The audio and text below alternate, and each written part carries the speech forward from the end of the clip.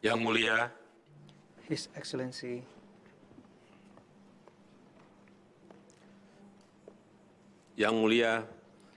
Perdana Menteri His Justin Excellency Trudeau, Prime Minister Justin Trudeau, Sri Baginda, His Yang Mulia Majesty, para pemimpin ASEAN. Excellencies ASEAN leaders. Hari ini kemitraan ASEAN dan Kanada memasuki fase baru, yaitu sebagai mitra strategis. Selamat datang di keluarga besar ASEAN, Welcome to the PM ASEAN Trudeau. family, Prime Minister Trudeau. Semoga ini akan memberikan manfaat yang lebih besar Hopefully bagi this will rakyat kita dan bring kawasan. greater benefits for the people Kanada and the adalah region. mitra strategis Canada ASEAN is a dalam strategic membangun partner for ASEAN ketahanan pangan, in building food membangun security, hilirisasi industri, building serta downstream membangun industry, and perdagangan in building yang terbuka open dan and adil just di trade kawasan. in the region. Selain itu, sebagai mitra strategis Furthermore, as a Kanada, strategic partner, saya harapkan dapat I menjadi hope Canada jangkar can perdamaian become an anchor dan stabilitas for peace kawasan and stability in the region yang mentaati hukum that internasional respects international law dan mendorong kerjasama and yang that lebih encourages konkret dan cooperations inklusif, that terutama are more di concrete and kawasan inclusive, Indo-Pasifik. in particular in the Indo-Pacific Demikian region. dari saya, dan That's all dengan for ini me. saya nyatakan I hereby KTT declare ASEAN dan the Kanada ASEAN dibuka. and Canada Summit open.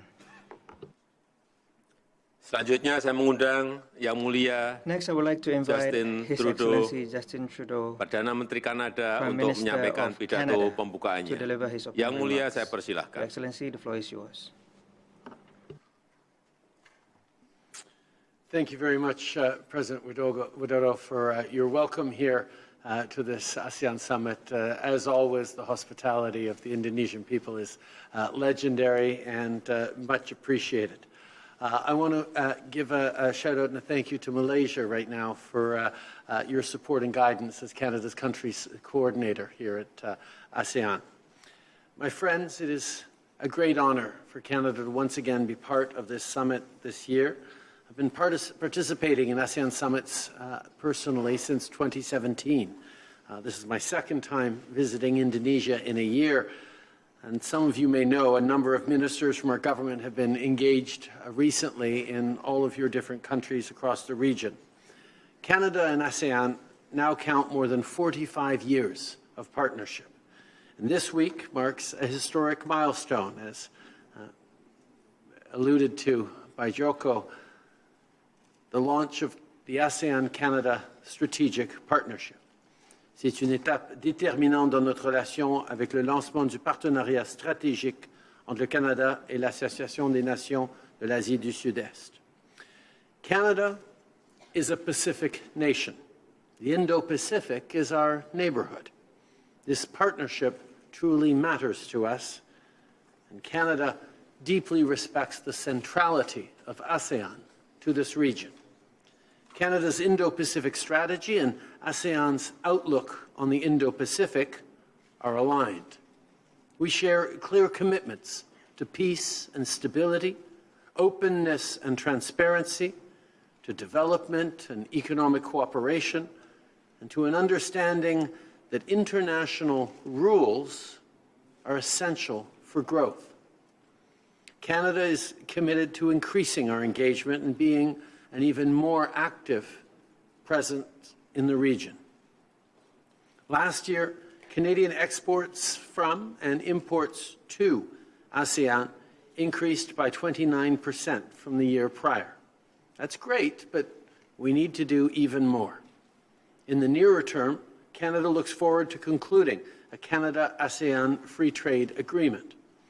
In the longer term, Canada would very much like to join ASEAN-led mechanisms such as the East Asia Summit and the ASEAN Defense Ministers Meeting Plus.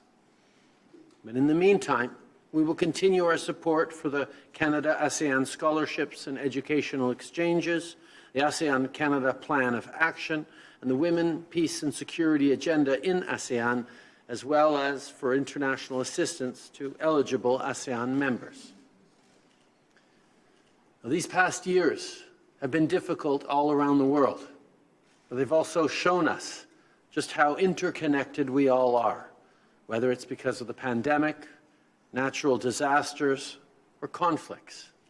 We're seeing it with Russia's war in Ukraine, which is exacerbating challenges like food insecurity right around the world, including here in this region. I welcome the release of a joint statement about cooperating more closely on food security in the coming years.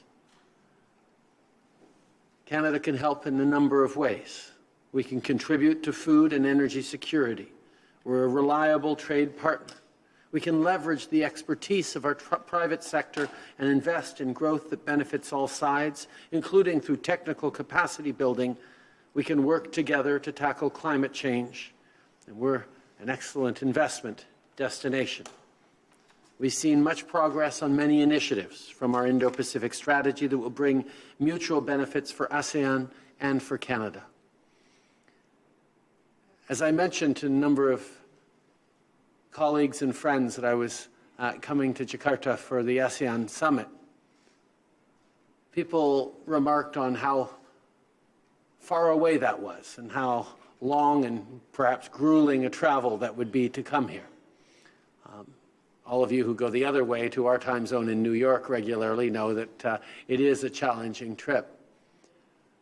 But regardless of the geographical distances, these past years have shown us just how connected and close we all are. Things that happen in any corner of the world now affect every corner of the world. And more importantly, things that happen to people in any corner of the world have impacts on people in every other corner of the world. And when we look around at the challenges each of us face, whether it's from extreme weather events, whether it's from the rapid pace of technological change, whether it's from conflict or economic insecurity as families and communities wonder how long their jobs are going to last, whether there's prosperity for them, all of us are facing the same challenges. Affordability, concerns about the future, concerns that maybe the institutions we built over the past decades are not up to the challenge of meeting the moments of the coming decades. What citizens need most is stability, reassurance, and the confidence that as changing as the future is, together as leaders, we're building a plan not just to get through it as countries, but to make sure everyone gets through it as citizens, as people, as families, as neighborhoods, as communities.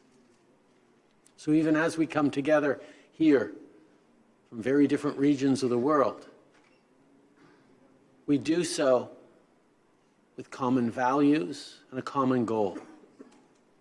To make sure that the promise of progress that drives all of our countries, the idea that the hard work of one generation leads to better opportunities and better outcomes for the next generation, well, to make sure that that promise continues to hold true in an uncertain and sometimes scary world. So the more we can keep coming together, rolling up our sleeves and working on our shared problems, the more we're going to be able to solve them, not just for us sitting around this table, but more importantly, for the citizens at home, hoping we're going to make it a bit better. That's what gathers us here. That's why I'm so pleased to be a strategic partner at ASEAN, because it means good opportunities here for people in ASEAN, but also good opportunities for people back home in Canada. And that is what keeps us moving forward. Merci beaucoup, mes chers amis.